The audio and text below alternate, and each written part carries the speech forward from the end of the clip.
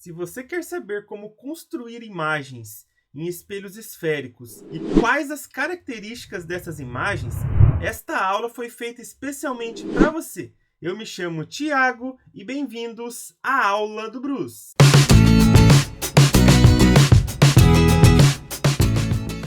Esta é a segunda aula sobre espelhos esféricos. Se por acaso você perdeu a primeira aula, onde falamos aí sobre os tipos de espelhos esféricos, alguns pontos importantes nos espelhos e raios de luz notáveis, eu vou deixar um card aqui em cima para você poder assistir. Mas vamos lá. Hoje falaremos sobre a formação de imagens em um espelho esférico. Ok? O que a gente vai fazer? Eu vou começar aqui com um espelho côncavo. Lembra que o espelho côncavo, os tracinhos estão na parte externa, já que a parte interna é que vai refletir os raios de luz. Eu vou traçar aqui o nosso eixo principal, vou marcar o centro de curvatura e vou marcar o vértice aqui em cima do espelho.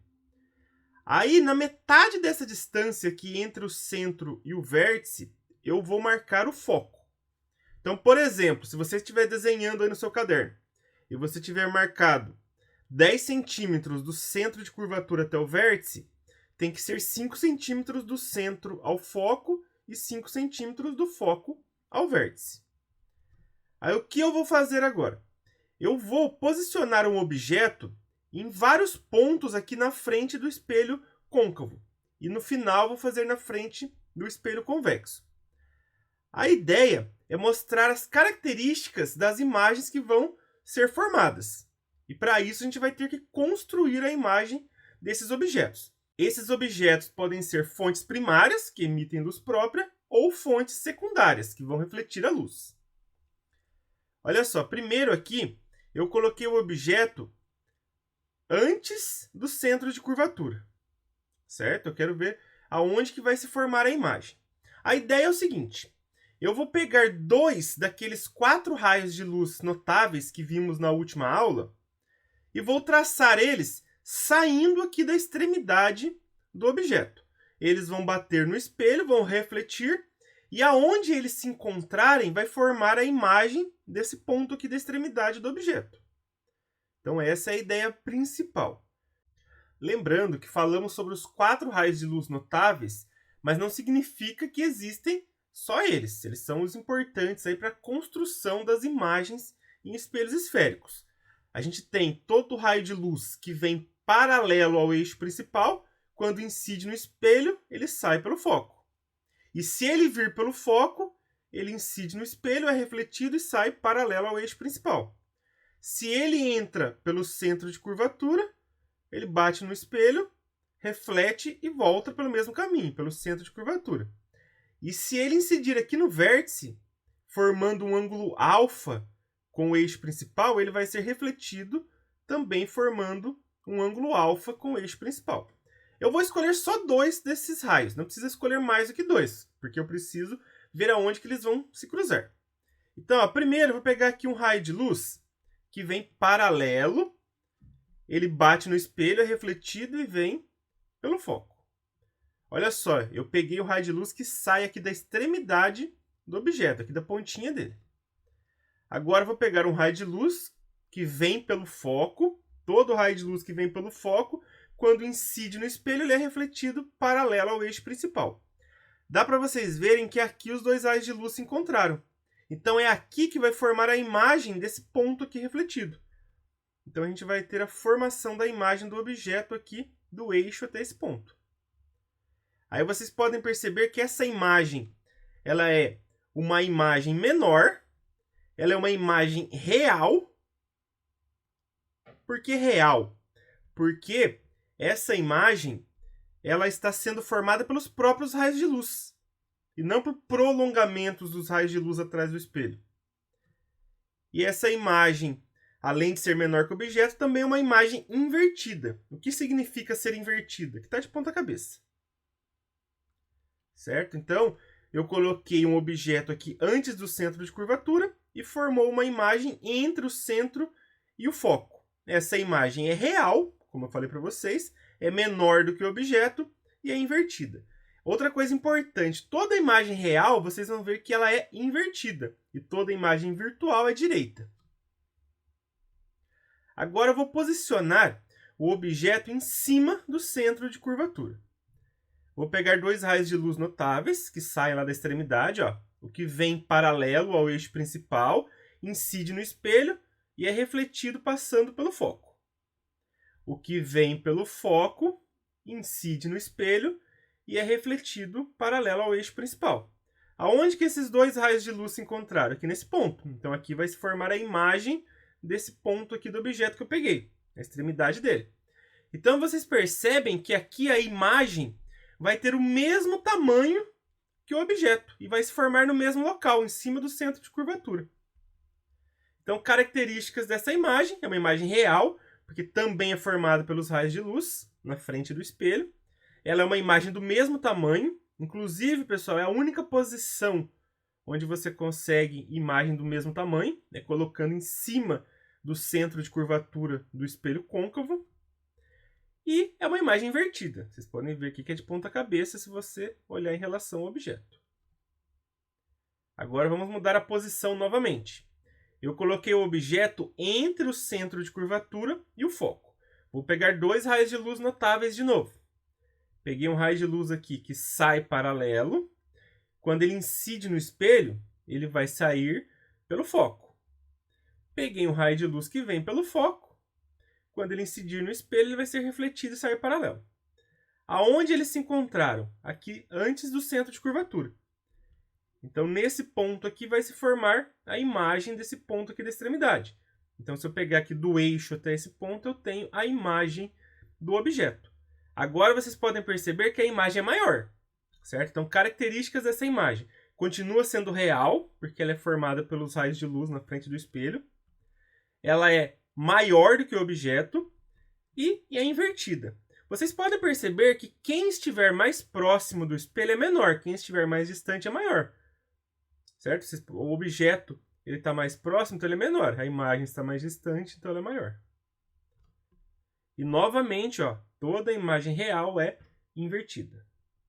Agora vamos mudar a posição de novo. Eu vou colocar agora o objeto em cima do foco. Vamos ver o que vai acontecer. Vou pegar dois raios de luz notáveis de novo. Primeiro eu peguei um raio de luz que vem paralelo. Ele incide no espelho e é refletido passando pelo foco. Agora eu vou pegar um raio de luz que vem pelo centro de curvatura. Ele incide no espelho e volta pelo mesmo caminho. Pessoal, o raio de luz, eu estou pegando ele saindo aqui da pontinha do objeto, certo? Só que eu comecei a marcar ele desde o centro aqui para vocês verem que estava na mesma direção do centro de curvatura. Então ele vem pelo centro de curvatura e volta pelo mesmo caminho. Vocês podem perceber que esses dois raios de luz nunca vão se encontrar, eles são paralelos. E nem o prolongamento deles atrás do espelho também não se encontra. Então não forma imagem nem virtual nem real. A gente fala que a imagem se forma no infinito. É uma imagem imprópria, certo? Então quando os raios de luz não se cruzarem, a imagem está se formando no infinito. É uma imagem imprópria. E o único caso onde isso ocorre é quando o objeto está em cima do foco. Você pode até fazer um teste. Pega um espelho côncavo e fica bem no foco. Você vai ver que a sua imagem não será vista, porque ela está no infinito. Agora eu vou posicionar o objeto entre o foco e o vértice. Vou pegar dois raios de luz notáveis que saem aqui da extremidade do objeto. Esse que incidiu no vértice, ele entrou com ângulo alfa. Então ele tem que ser refletido com um ângulo alfa em relação aqui ao eixo principal. Vou pegar esse aqui que vem pelo centro de curvatura. Pessoal, de novo, eu estou considerando que ele sai daqui, só que eu comecei a traçar desde aqui de trás do centro para vocês verem que ele está aqui no mesmo caminho. Então ele bate no espelho e volta pelo centro de curvatura.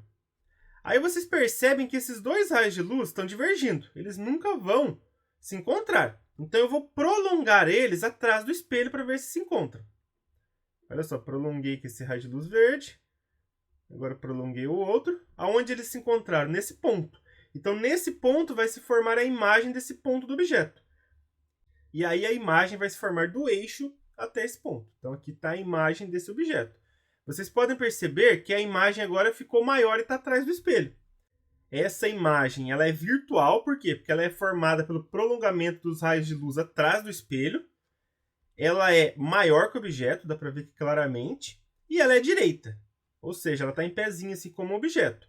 Toda imagem virtual, vocês vão perceber que ela é direita.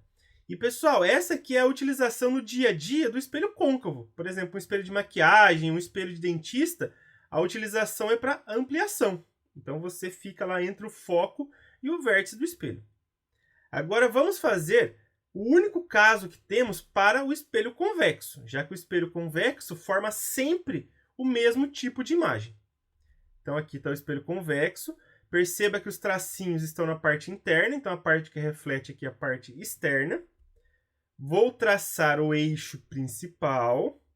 Vou marcar o centro de curvatura, que seria o centro da esfera que deu origem a esse espelho convexo. Vou marcar o vértice em cima do espelho. E no meio dessa distância eu vou marcar o foco. Aí o objeto, a única possibilidade é eu colocar ele aqui na frente do espelho, certo? Então coloquei aqui o objeto na frente do espelho. E vou traçar dois raios de luz notáveis, saindo aí da extremidade do objeto, da pontinha dele. Então, um raio de luz que vem paralelo, não teria que sair pelo foco, só que ele não vai atravessar o espelho, ele vai ser refletido. Então, eu pego aqui esse pontilhado e continuo a linha aqui do outro lado. Então, esse é o raio de luz refletido. Peguei um raio de luz que passaria pelo centro de curvatura. Ele tem que voltar pelo mesmo caminho. Certo? Então, ele vai ser refletido, né? Porque ele não vai atravessar o espelho. Vocês percebem que esses dois raios de luz aqui, ó, não vão se encontrar. Então, aonde que a gente vai ter a formação da imagem? Aqui onde estão os prolongamentos se encontrando dos raios de luz. Então, a gente vai ter aqui uma imagem que também é virtual, pois está atrás do espelho. Essa imagem é menor que o objeto e é uma imagem direita, em pezinho, assim como o objeto. Como comentei, toda imagem virtual é direita. E essa acaba sendo a utilização do espelho convexo no dia a dia. Como ele diminui a imagem, ele te dá um campo de visão maior. Então, por exemplo, se você colocar no estacionamento, você consegue ver a todos os carros. Se você colocar no ônibus, o motorista tem uma visão geral do que está acontecendo dentro do ônibus. Certinho, pessoal? Essa foi a aula de hoje. Se você gostou, dê um joinha. E não se esqueça, toda semana tem novas videoaulas aqui no canal. Um grande abraço a todos e até a próxima!